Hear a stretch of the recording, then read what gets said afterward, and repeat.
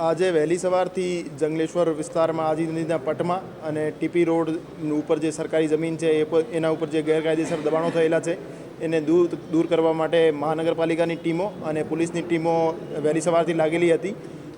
આખા વિસ્તારને 7 એરિયામાં વહેંચી દેવામાં આવેલ હતો અને 7 એરિયામાં મનપાની ટીમોની સાથે અમારી પોલીસની ટીમો સાધન સામગ્રી સાથે અને તમામ એન્ટી રાઇટ્સ ગિયર સાથે તૈનાત હતી।